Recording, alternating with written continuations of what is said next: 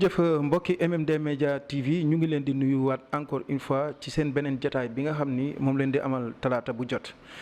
te mooy entretien avec bàyyiwul kenn dinañ waxtaan ci politique situation dëkk bi dinañ waxtaan ci wàllu sociétal dinañ waxtaan ci wàllu diine ak lépp lu soxal askan wi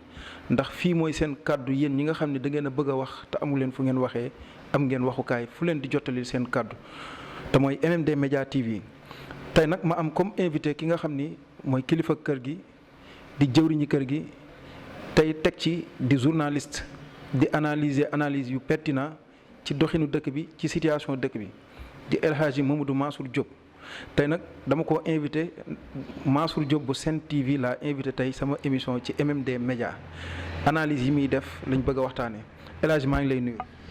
maa ngi lay fay sëñ Moussa maa ngi nuyu mbooleem ñi seetaan MMD Média ñu ngi rafetlu aussi émission bi di entretien avec di am mbégte itam bu baax ci invitation bi ak ni ngeen di jàngate situation réew mi.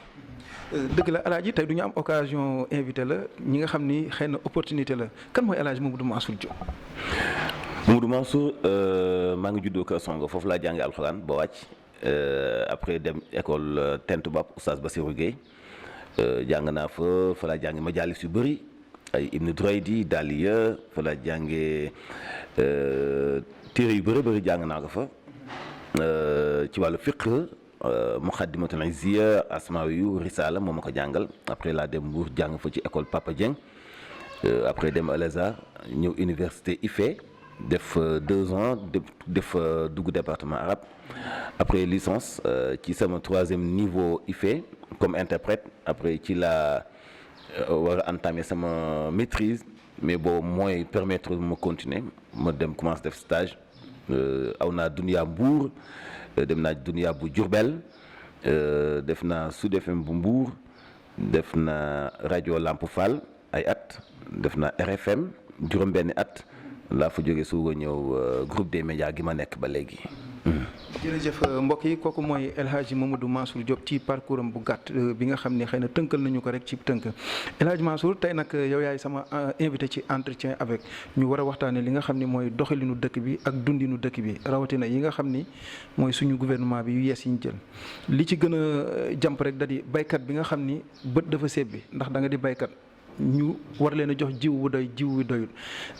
di leen jaayloo prix boo xamante ni arrangé wu leen tey jafe-jafe yi baykat yi di woyaale ban taxawaay ban jàngat nga ci am. baykat bi jàpp naa ni dañu ko def jirim dañu ko xeex dañu ko jàppalewul mais moom dafa participer ci ki koy xeex. baykat bi dafa dooleel ci ki koy xeex toujours baykat bi bu njëkk ñëpp doon daw ci ginnaawam ndax li mu yor dafa am valeur. te li mu am tey la gën a am valeur parce que lépp lu ñu lekk dañu koo bay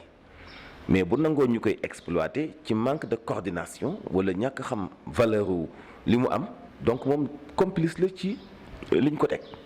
man démb dama ñëw sama yaay ni ma dañuy jaay sa gerte gi jëndale beneen gerte mën ko fan mun ma coopérative mën ko jaay mu sama gerte coopérative mënuma nekk toujours di wax nit ñi bu leen jaay seen ay gerte transformer leen ko def leen nangam ak nangam ñi jaay sama gerte. du ma jaay sama gerte dama koy jël xolli ko lu ma ciy def utilisation ma utiliser ko li may utiliser sax ma mën koy filmer damay jël gerte gi xolli ko def ci saaf ci li may ci saaf génn ci tigadege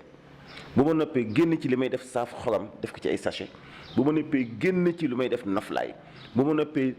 jëlaat xotti yi am na ma koy fabriquer ba boole ko ak gerte noflaay bi génn ci ràkkal muy aliment de bétail nga xam ni gerte bi doo xam ñaata produit moo ci mën a génn ci benn saako bi nga doon jaay peut-être mu dikkee la 12500 parce que saako gerte 50 kilos la 12500 mën na li dikkee presque saako bi 50 000 francs donc baykat boobu moo war a bàyyi di précipiter li muy bay gouvernement bi nag noppiwul pour dimbali gouvernement baykat yi danaan leen damay joxe jiwu par exemple mu ni baykat bu nekk dinaa la jox jiwu boo ñëwee ci coopérative bi ñu ni dañ ko subventionné di la jox jiwu ñu jox la benn 25 kilos wala benn 50 kilos xott lañ lay jox dafa am benn somme booy jox état bi subventionné li ci des mais 50 kilos xott wala 25 kilos xott lan la man mënut a bay dara boo ko xollee ba noppi yenn saa yi balaa ñu koy xolli dañ koy toggee donc doo jiw sax pratiquement wala boo jiwee doo ci am tous parce que espace bi ngay jiw du bëri boo noppee ki lay jox muy opérateur économique bi nga xam mooy jënd gerte gi moom moo lay joxaat gerte gi parce que gouvernement daf koy jënd ci moom subventionné ko di ci def mafia bu doy waar. da ngay taxawal 100 kilos gerte ñun la séddale ko baykat yi ku nekk 50 kilos nga téye 50 kilos yooyu gis keneen ku am xaalis ku ko mën a jëndee peut-être bu fekkee da nga ko doon jox baykat bi kilo par exemple mu jox la 300 nga gis ku la mën a fay kilo 500 wala kilo 1000 francs nga ñëw jaay ko ñëw ci baykat bi nga war a jox gerte ni ko au lieu ma lay jox gerte jamono neexul bàyyil ma jox la xaalis kilo 200. da ngay am da ngay am bénéfice sa diggante ak nguur gi am desewaat gerte googu noonu en même temps jaayaat ko ba barke bi donc ci gerte gi fi mu toog dina baagante ci ñetti nit yoo xamante ni bi du egg ci destinataire bi ki ñu ko war a jox muy benn ki ko war a bénéficier muy mafia bu graaw te même opérateur boobu mooy toogaat bu baykat bi bayee ba noppi mu ñëw jëndaat ko ci moom jëndaat ko téye ko parce que am na accès ci banque yi parce que am na agrément mën a leb xaalis su ko téyee su ko neexee jaay gouvernement bi su ko neexee jaay ay chinois bu ko neexee jaay opérateur économique mais tey opérateur économique yi jàmbat ni nguur gi ameel leneen xaalis mais ñu ëpp ci ñu ay mafia lañ nguur gi ameel leneen xaalis mais ñoom li ñu ameel askan wi moo gën a graaw li ñu ameel nguur gi moo gën a graaw parce que bu la nguur gi joxee 1 tonne ne la joxal ma ko fukki baykat nga jox juróomi baykat téyewaat gerte gi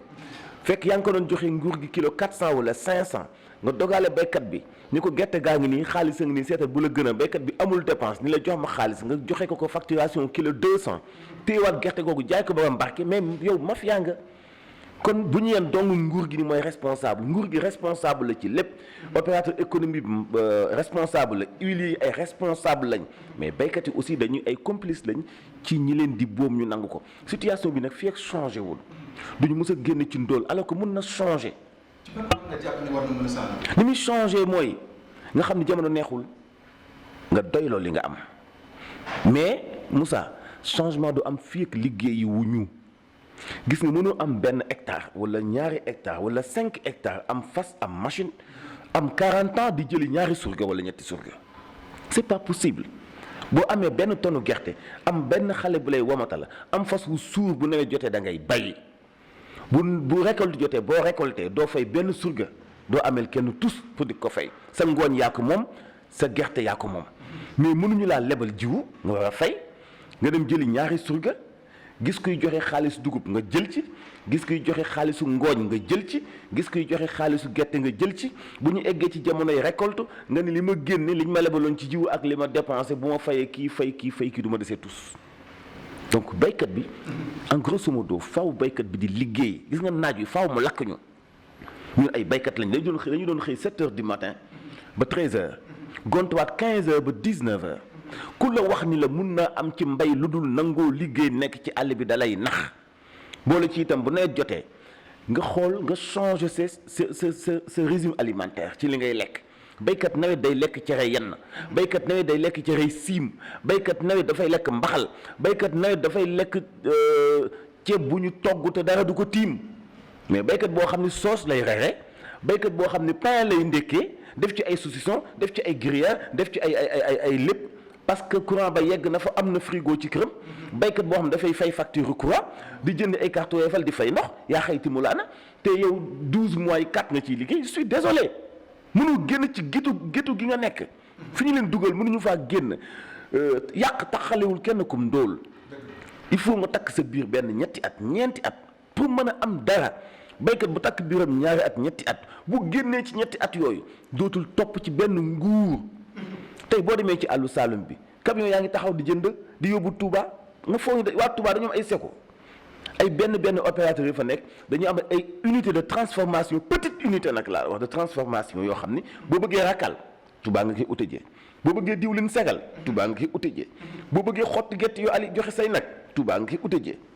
mais pour lan parce que dañoo xam système ni ñuy téye gerte gestion wu gerte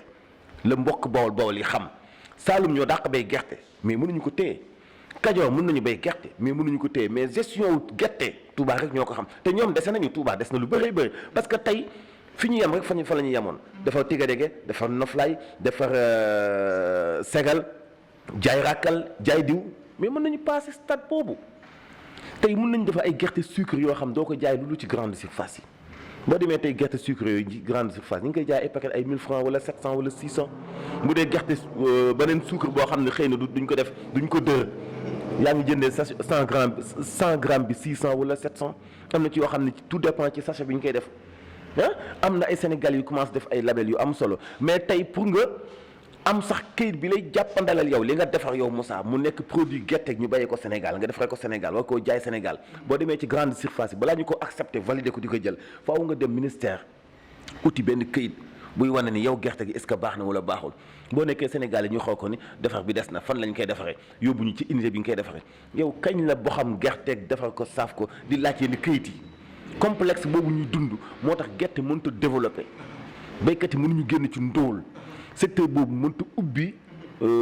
koom-koom gi mu war a ubbi dëgg-dëgg Moussa yow tey boo amoon benn 1 million nga dugg ci àll bi jënd gerte boo xamee valeur gerte ñu formé la ci wàllu transformation da ngay takk da ngay am entreprise boo xam dootul fay ba faaw. ñun ci kanam tuuti incha allah am na suñ benn label Al Irshad Bio dinañ jaay tigadege pour concurrencer ko ci marché bi pour wane ni sénégalais li ñu am mun nañ ko valoriser daañu jaay ay tigadege daañu jaay ay noflaay daañu jaay yeneen ak yeneen ba ci aliment de bétail am nañ ci ay xalaat yu ñu ciy def yoo xamante ni ci kanam tuuti daañu def ay saako 5 kilos yoo xamante ni bi ci wàllu aliment de bétail ñax lay nekk ak tuuti gerte ak tuuti ay dugub et cetera yu ñuy composé njafaan lay nekk boo xamante ni bi mais tey saako mélange bi nga xam ne usine bu nekk fi Sénégal moo koy defar boole mboq basi bele tuuti rakkal tuuti gerte di la jaayee saako 40 kilos bi 8000 francs wala 10 000 francs loolu fan la tegee ñu ñuy exploité mel ni ñun dañoo dof kañ ngay mën a nekk Sénégal ñu lay jaay ay quelques kilos mboq yu ñu jaxase ci wàllu aliment de bétail ñu koy woowee mélange tey sàmmkat yépp xam nañu ko loolu jar na jéggaani ci ay tubaab loolu jaru ko mais complexe boobu ñuy dund tey moo dem ba dévaloriser suñu secteur agriculture ba nga xam ni ñi ci nekk ñëpp ay ndóol lañu ba mu des businessman yi nga xam ne écoutez Moussa bu fekkee état bi day joxe jiwu yow nga nekk opérateur économique ñu ne am na benn quota boo xamante ni bii par exemple 1000 tonnes la jox nañu ko Moussa 1000 tonnes yooyu war na ci jox Mansour 200 tonnes war na ci jox Modou 200 tonnes moom mu dese 600 tonnes léegi Mansour moom du baykat Mansour xamul fi muy séddalee Mansour du grand producteur Mansour demul ci àll ba ñu jox ko quota wu 600 tonnes mu dem banque génneel ko xaalis mu dem quelque part ñu ne ko gerte gii nee nañu moom lañ la jox moom dafa soxla gerte. bu ko defee Moussa mi stocké woon gerte gi au lieu mun ko kilo 400 ni ko kilo 250 yow bu ko defee man mi nga xam ne dañu ma jox quota wu 200 kilos wala 2000 kilos 200 kilos 200 tonnes du moins da nga naan rek Mansour naa la facturé naa la jox kilo bu nekk 250 mu nekk ay millions ma jël ko def sama poche boole ko li ma banque jox wala ma fay banque dem tëddi nelawi moom la fi Moustapha Cissé Lo doon dénoncé temps yële. mën nañu jàppale Sénégal daal dundundu mbelaan la am na ñu am ay quota pour séddale jiwu mosuñoo gis gerte dañu am quota agrément boobu am keneen ku ko jënd ci ñoom ñu dem encaissé xaalis ñëw toog ba léegi gerte du egg ci baykat bi parce que ñi am agrément ak quota boobu xamuñu kaw ga demuñu ca kaw ga xamuñu baykat yi gisuñu gerte xaalis dong la ñuy wut loolu nag fii ak état bi xam na ko fii ak démantelé wu ko tas ko jàpp ne réseau mafia bandi wëyu lañu ñu ni kon état bi day seetaan ñuy doggali baykat yi loolu dafa garaaw. est-ce que nekkul ni état boobu tey ñi nekk ci biir état ni ko Moustapha Cissé Lo dénoncé woon ñi nekk ci biir état ñoom ñooy bailleurs yi nga xam ni ñoom ñoo koy tegaat indirectement teg seen i nit sant leen ko. c'est la réalité parce que yow mënoo am agrément te amu entreprise mënoo nekk comme distributeur wala opérateur te amu entreprise am nga ay papiers yu leer Moussa am ay papiers yu leer taxul nga gagné marché état dafa am ay normes yu ñu koy gagné léegi nag. bu fekkee da nga bokk ci nguur ma mën la lijjantil benn marché boo xam yow sa benn 200 millions wala 300 millions dana tëdd nga xam dañ lay jox benn këyit rek nga dem banque lebal la nga ñëw ci këyit boobu noonu ci Moodu ni ko yow kat état bi nee nañ ma nga jox ma 200 tonnes gerte mais man gerte gi fa mu nekk dafa sori au ma temps wu jëli ko léegi facturé ma 200 tonnes gerte kilo 250 ñaata la mais man kan moo ne sama ginnaaw kan moo ma jox këyit kan moo ma jox quota kan moo ma jox agrément kan moo tax man ma am sañ-sañu représenté état pour di distribuer jiwu bay def business boobu parce que am na ku nekk sama ginnaaw moo tax milieu boobu milieu mafia la boo xam ni noppeeguñu ngir tas ko parce que wax naa ko benn béykat nee naa ko milieu boobu ñi ko téye di ci lekk xaalis di leen exploiter ñoo leen ëpp doole parce que ñuy jël dogale ca fa ñuy xeexe moo tax xeex bi doo leen ko mus a gañe man leen dong ngeen béykat leen dong la mën a gañe xeexam mooy bay ba noppi bañ a jaay bu ñu bayee nañu jaay ci ngooñ mi def benn organisation téye seen gerte Moussa sa gerte boo ko téye doo nga fii ak 3 mois ci kanam lu la neex nga koy jaayee parce que gerte gi daanaka jeex na boo demee ci àllub Saalum bi àllub Kajoor bi suñu côté yële ne foo dem dañuy mel ni kuy jëkkante jaay gerte 2 mois 3 mois benn gerte dootul des yow mi garde tuuti gerte lu la neex nga koy jaayee tey béykat yi bu ñu béyoon ba noppi toog téye gerte gi nga dégg Sénégal crise bu ngand parce que ñoom ñoo amee pouvoir gerte c'est de l'or mais malheureusement xamuñu ko toujours ñu ngi permettre mafia yi di dund ci seen deret di muucu ci seen deret te bàyyi imaginel bët séb bi nga dem ci benn béykat ñu ko dama bëgg a jënd ngooñ moo xam ne ñoragul facturation béykat bi sonn na nga jox ko saaku 1500 saaku ngooñ 1500. saaku ngooñ 1500 ngay joxe 15000 yoo joxe am nga 10 sacs 150000 yoo joxe am nga 100 sacs daanaka moins de 500000 nga am camion wu ngooñ te béykat bi béyee ba noppi buy bàcc yëg nga ko nga ñëw taxaw ak sa oto lu mu bàcc nga sol def ci. Actuellement Dakar saaku ngooñ presque egg na 5000 fii ak 2 mois ci kanam mu egg 8000 balaa cooroon mu egg 10000 saaku ngooñ dem na fi daaw jéeg ba 12000 imaginez jënde 1500 transporter 500 jaaye 12000 10000 francs ki bay nag moom lu mu ci am ki bay lan la ci am toujours gouvernement bi di seetaan ñuy naan deretu baykat yi itam nangu ko parce que ku normal ku logique ku war a def quelque chose mënoo jaayee saaku ngooñ 1500 ak lu sa situation souvent ñu wax ko ci monde rural yi ñu ni baykat bi amul pexe parce que dafa sonn parce que fi mu nekk parce que baykat bu bëggee lekk li taax di lekk parce que dugg na ci créneau boo xam ne maîtriser wu ko Moussa ñun bi ñuy xale xëy nañu ba tey te suñu bàyyi xëy na duñu woon ñu sax ndóol à ce point amoon nañu tuuti barke boo xam ne amoon nañu ay nag amoon nañu ay fas daanañu denc seen jiw bopp daanañu lekk seen dugub ren ba déwén bu dugub di waaju ñoraat ñu jaayaat donc duñu woon ñu ndóol mais n'empêche daanañu toog ba digg nawet yi fi ñàng lool benn jën la suñu yaay yi doon togg def ci tuuti xorom jël ñeex moomu di saf ci xorom suñu teg jën bi ci kaw cere ji siimee ko ndoxum xorom bi sutti ko ci ñu lekk ko ñun loolu def nañu ko ay at yu bëri loolu baykat bi fii du encaisser souffrance bi ñun bi ñuy xale bu suñu yaay bu ñu musaan am juróomi kilo yu buuse dañ ciy dund daanaka weer ak nangam buuse parce que bu bët sébbee dañuy dem ci caxat witt ci mbuum caxat benn quantité boo xam ni witt ci doomu dimb yi benn quantité boo xam ne Moussa boo defee tuuti ndox di nga def ci mbuum benn quantité boo xam ne ci mbuumal caxat ñeex mi non seulement dina neex mais quantité bi dafay xaw a tolloog cere ji da ngay lekk cere lekkaale ñeex da ngay am doole li ngay lekk dafay am vitamine mais c'est économique mais béykat bu dem ba du lekk cere mbuum du lekk cere lu bu am baase bu tooy léegi nga damay dem suñu village ñu teg cere ñu lekk cere xale yi nii ñoom dañu reere cere guddi mais dans quel monde sommes-nous kañ la cere guddi nekk gaaf situation boobu ñu génne béykat yi bëgg la yóbbu ci benn rêve muy gént goo xam ne du réalité ñu bëgg ci dundal seen bopp fii ak béykat yaa ngi dund di incarner loolu duñu mës a génn ci ndóol gi ñu nekk béykat campagne boobu 3 mois la faaw mu metti boo ci génnee li ngay récolter nga moomal ko sa bopp boo ko moomee lu la neex nga ciy def. et boo ko moomee lu la neex la ci def dégg ngeen li nga xam ne moom la sama invité El Hadj Mamadou Mansour Diop li tax mu développé loolu yëpp nag da di baykat la di bay yore tool di ko dund di doomi kaw moo tax mu mën cee wax bi si desit El Hadj damay ñëwaat El Hadj en tant que homme de média ñu gis ay journal de l'économie nangam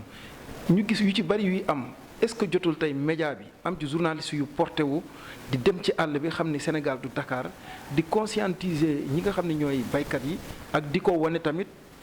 ci li nga xam ne mooy comme ni ngay taxawee di ko defal. yàgg nay am sax mais xam nga wolof day wax ni mbaam bul ko jox sa xarit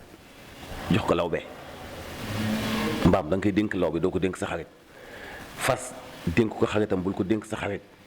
c'est-à-dire que ñun ci journalistes yi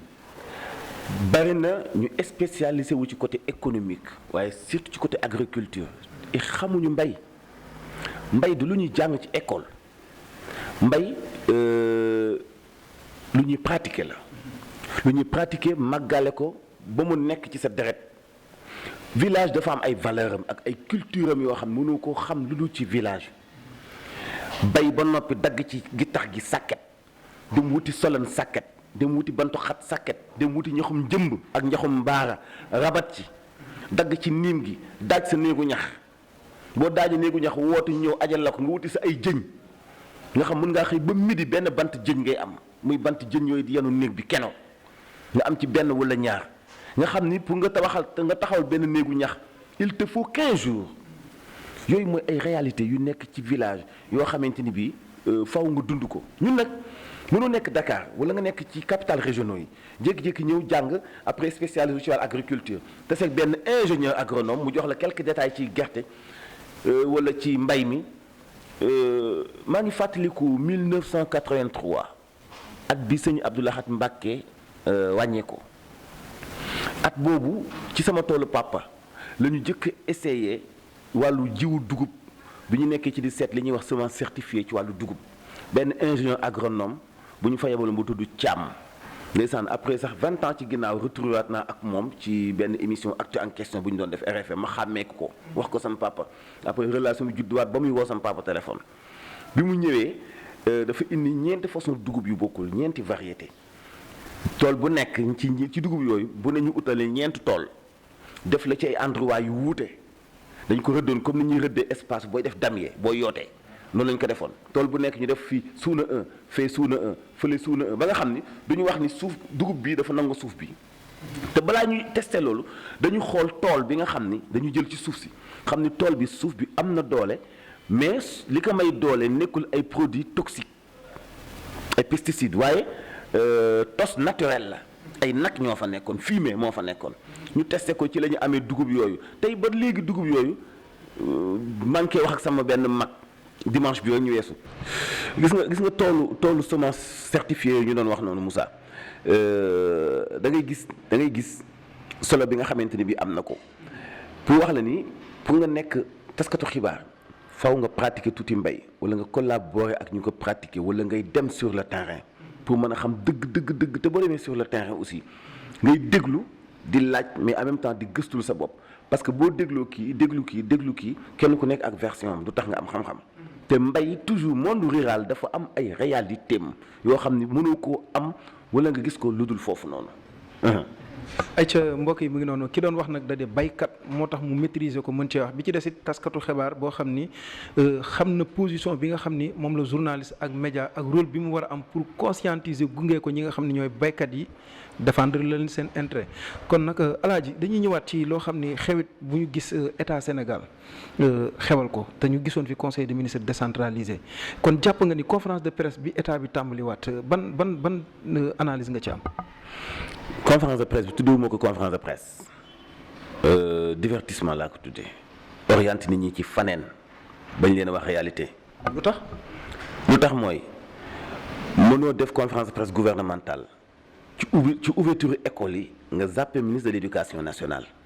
te tey njàng mi bokk ci li ëpp ay problème ak booy jur élèves yi ñuy fayloo ay mois yu ñu jàngalu seeni ay doom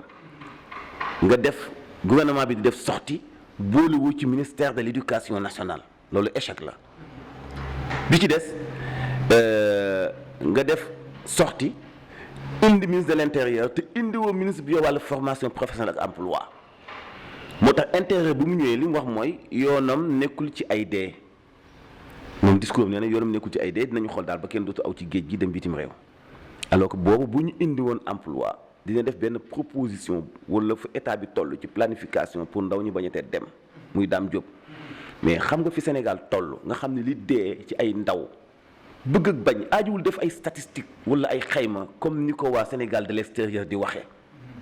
du loolu de direction boobu dañu daanu li réalité mooy ku nekk xam nga ne li dee ci ay jeunes ci Sénégal ren jigéen a junni xam nañu ko parce que xam nañu nombre de gaal yi nga xam ñoo suux gaal yooyu suux am na ay rescapé yooyu bu ñu ñëwee ñooy wax ñaata ñoo nekkoon ca gaal ya mais nit ñi décompté bu ñu décompté joxe nañu 400 nangam joxe nañu nangam ñoom weddi dong lañ fi nekk gouvernement boo xam ne weddi dong la fi nekkee weddi ay chiffres te doo joxe chiffre weddi ay mort te yow mënoo koo justifier fenn ba noppi naan ñooñu du débat loolu communication bu lajj la ci ministre de l'intérieur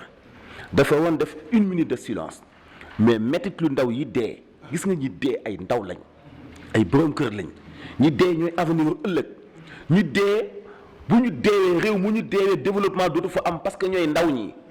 ñoom ñooy liggéey ñoom ñooy am yaakaar gis nga espoir ndaw yi ñu brisé la ñu war a dekkalaat ndaw ñi am espoir ci seen réew ñu jàppandalal ndaw ñi ñu liggéey ñu jàppandalal ndaw ñi ñu am ay financement ñu encadrer ndaw ñi jàppale ndaw yi am ay entreprise ñu woyofal taxes yi te ñu génne seen système informel bi ñuy wax comment un gouvernement mu ñu mën a créer benn ministère bu yor wàllu informel secteur informel wàllu nangam informel réew mu normal doo ko vulgariser doo ko dooleel da ngay fekk benn ndaw bu am benn siwam di jaay café nga wutloo ko ay këyit chaque mois muy jënd licence pour mën a jaay café xam ne day contribuer ci koom-koomu réew mi légalement ñu ne ko am nga këyit sa café nu mu tudd mu ne sama café dama koy defaree jar ak café Touba dama ciy def xamam polle képp koo xam ne da ngay ñëw déclarer produit bi ngay jaay boo defee lu mel ni li kooku def ñu ne la diw mooy def loolu kon concurrent am nga mu am information ci Modou am info ci ni café bi muy defar Mansour day defar café bu mel ni moom donc concurrent am la mais lan moo tax Éthiopie à l'espace de 10 ans mu créé plus de 1000 entreprises petites et moyennes entreprises de benn du daanu dañuy jàppandale ñiy defar ay Lipton ci koñ bii nii waa koñ bi dañu consommer lu dul Lipton yi koñ bi ñiy defar tege-dege ci quartier bi waa koñ bi dañu consommer benn tege-dege lu dul bu quartier bi keneen noonu donc kenn ku ne ci quartier bi am na looy defar di ko fabriquer ci sa entreprise waa koñ bi moom la ñuy consommer keneen du ko jëlee ci beneen quartier di ko indi seen quartier keneen du ko jëlee ci beneen dëkk di ko indi seen dëkk ñu dem ba dëkk bu nekk am benn identité boppam ci ay xeetu produits yoo xam moom lay jaay tey boo demee Éthiopie am na ay xeetu thé ay xeetu café yoo xam dañ ko internationaliser café yu jóge Brésil ak faneen dàqu ko Nescafé yi dàqu ko yeneen café yi cappuccino ak yooyu dàqu ñu leen te Éthiopie ñoo koy defar Éthiopie yàggul dara ñu doon dajale xaalis di leen dimbali tey xoolal li ñu am ci ay milliardaires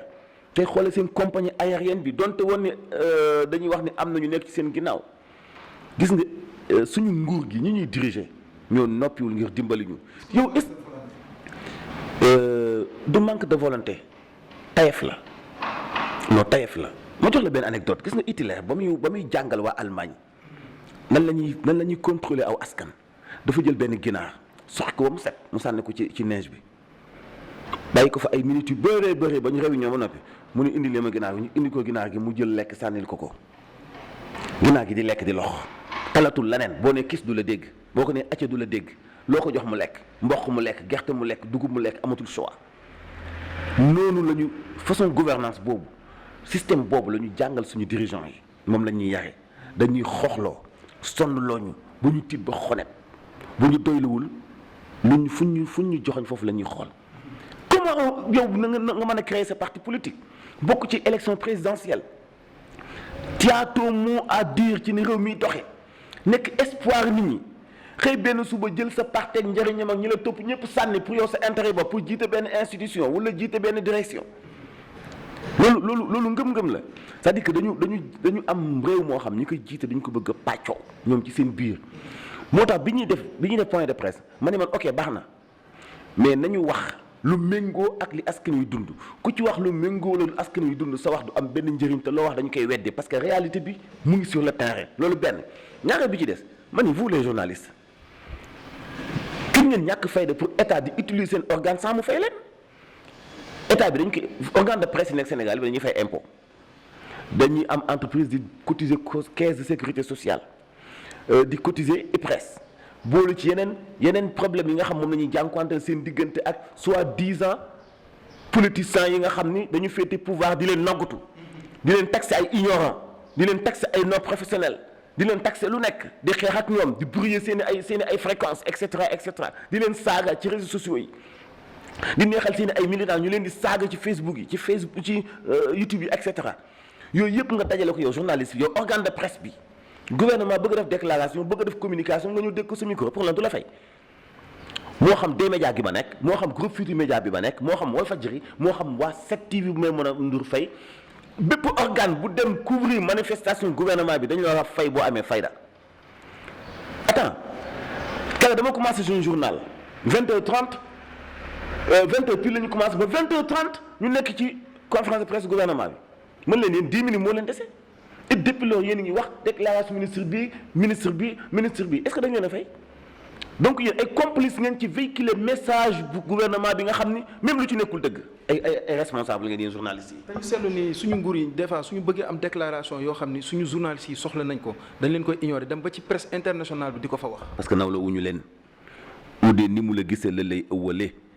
benn bis Ahmed Aïdara doon na ko wax naan même ñi def tour de rajo yi ci opposition comme pouvoir comme société civile ñooñu donc ñoo fi nekk benn lim bu tuuti la. bu kii boo invité kii tey Walfadjri suba kii dem Sud FM suba kii dem D-Média suba kii dem Futurs Médias ginnaaw suba kii dem D-Média ginnaaw suba kii dem ay quelques personnes yoo xam ne def tour des radios et des télé.